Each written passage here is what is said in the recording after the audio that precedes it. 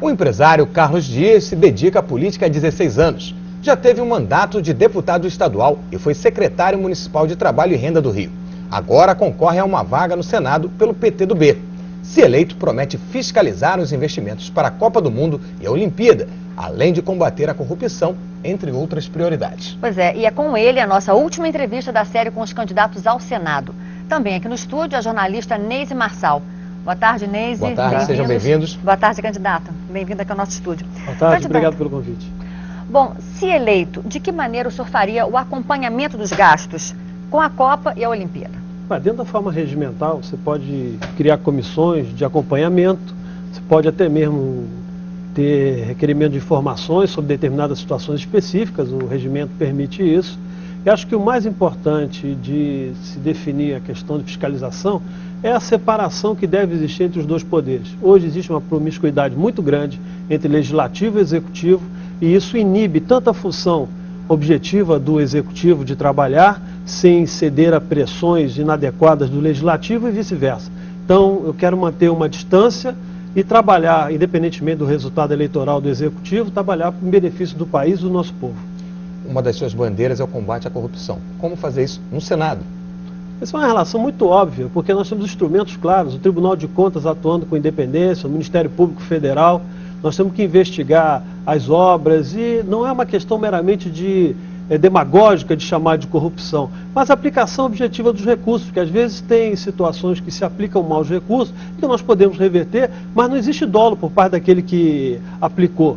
O que precisamos é fiscalizar para que o orçamento que eu defendo, por exemplo, seja impositivo, ele seja executado na íntegra, para que não seja aquela história de que você diz que tem bilhões de orçamento, na hora H executou 5%, 2%. O senhor é a favor da ficha limpa? Extremamente a favor, bastante a favor, sem dúvida. Você acha que isso chegou num momento decisivo para a classe política? Não, acho que não, porque na verdade já chegaram mais tempo. Mas infelizmente houve interpretações dos judiciários regionais que permitiram que essa lei fosse burlada. Então precisamos estabelecer um arcabouço com mais segurança, porque essa transparência é fundamental para qualquer pessoa ser representada, ou representar alguém, ela tem que ter, sem dúvida nenhuma, um passado limpo e honesto para poder ir para a vida pública. Candidata, vamos falar um pouquinho mais de suas propostas. Que outros projetos o senhor pretende aprovar no Senado em benefício do Estado do Rio? Olha, eu queria discutir muito a questão dos royalties de petróleo. Não só do ponto de vista legal, da questão que já está constitucionalmente definida, né? A justiça é muito clara nisso, eu acho que nós não vamos perder. Mas eu acho que a aplicação, eu acho que é um atraso o sistema de partilha, vai concentrar muita força na União, nós temos que rever esse pacto federativo. O Rio de Janeiro só recebe 15% daquilo que ele produz com o suor honesto do nosso povo trabalhador, retorna muito pouco da União, a União concentra muitos recursos. Acho que nós temos que inverter, passar isso para os municípios e o Estado e deixar funções basicamente estratégicas e nacionais para a União. Então, um dos meus papéis é discutir a questão do Pacto Federativo, a aplicação de recursos. Bom, então eu vou aproveitar e perguntar para o senhor, o que o senhor acha do Estado do Rio de Janeiro dividir o recurso do petróleo com estados que não produzem petróleo? Uma coisa é o royalties, outra coisa é a produção da riqueza que pertence ao país inteiro. Então, aquele dano que provavelmente pode ser causado pela exploração da nossa bacia, por exemplo, de Campos, e que nós temos o óleo, né, explorado, absolutamente tem que ser integralmente para o Rio de Janeiro. Agora, temos que, nessa medida extremamente cuidadosa, fiscalizada, nós temos que também permitir essa divisão entre os outros estados.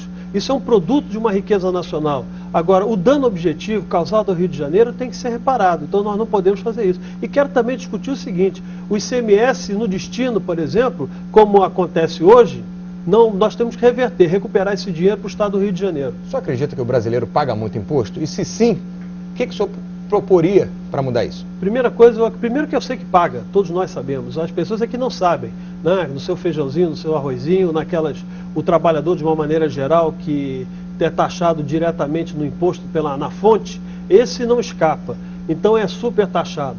Então eu acredito que nós podemos reduzir um pouco a estrutura dessa máquina, por isso na hora que a gente entender que nós não precisamos ter um conjunto, por exemplo, de 40 ministérios para ministro ficar comprando tapioca, o cartão corporativo, nós temos que trabalhar com condições de um Estado eficiente, não define o tamanho.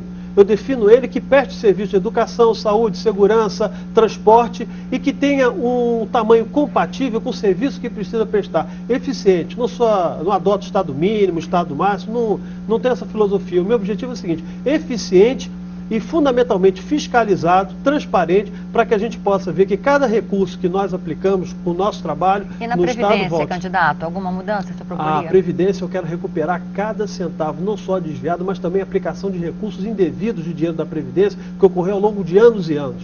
Vamos criar um fundo de recuperação e recuperar as aposentadorias e pensões dos nossos queridos trabalhadores. Acho que é uma covardia a pessoa no final de sua vida ter que voltar a trabalhar, inclusive contribuir novamente para a aposentadoria dele, quer dizer, de outros, e ficar simplesmente aguardando que o governo dê uma solução de curto prazo, e na verdade nunca vem. Qual a sua posição sobre reforma agrária?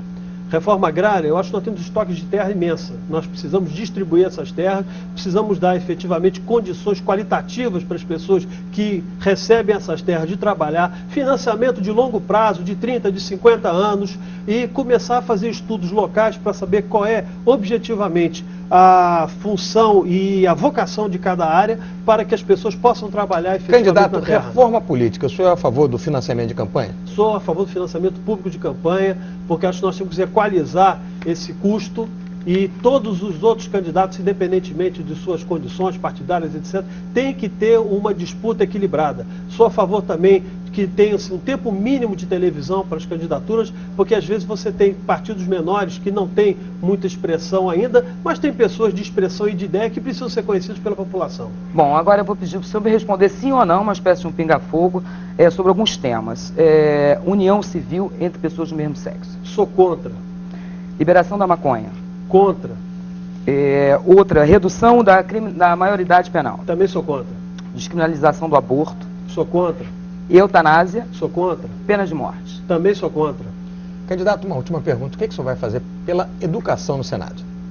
Olha, a educação, acho que fundamentalmente nós temos que reconhecer como carreira de Estado, tanto os profissionais de educação como também o de saúde e segurança pública. Então esse é o primeiro ponto, reconhecer e fazer com que a União dê complemento salarial a todas essas áreas. É isso que eu vou fazer. Então, me despedindo, eu sei que meu tempo está chegando, eu gostaria de fazer Não uma acabou ainda manifestação. não, ainda tem mais um pouquinho. Mas eu queria fazer uma manifestação, e o senhor me lembrou aqui alguns de ser contra. Eu queria manifestar o seguinte: eu sou católico, todos sabem, e queria que a nossa televisão aqui... O senhor tem um minuto para fazer essas considerações finais, candidato. Que não é estatal, é pública, né, pertence a todos, que reveja essa decisão autoritária de querer retirar a Santa Missa do ar. Eu acho um absurdo que o povo católico, que é a maioria desse país e que culturalmente contribui e respeita todas as outras religiões, é inaceitável que uma televisão tire a oportunidade das pessoas se comunicarem com a sua fé livremente através do canal de comunicação público. É isso que eu queria manifestar. Só tem mais 30 segundos para falar. Não, eu quero agradecer e dizer sinceramente que esse debate enriquece. Quero aproveitar também para ratificar toda a minha posição em relação a questões, por exemplo, políticas, do ponto de vista da reforma, que nós temos que discutir uma reforma política que permita que os tempos sejam equalizados e perguntar aos eleitores o seguinte: por que se tem um partido, alguém quer ser dirigente de partido e não lança candidatos a setores majoritários? Aí eu não sei como essas alianças são forjadas, 15, 20 partidos numa aliança. O que pode acontecer? Candidato Carlos Dias, do PT do B, muito obrigado pela sua participação aqui no Repórter Rio. Obrigada, Agradeço Neide. muito a vocês. Obrigada, candidato. Obrigado, Neide.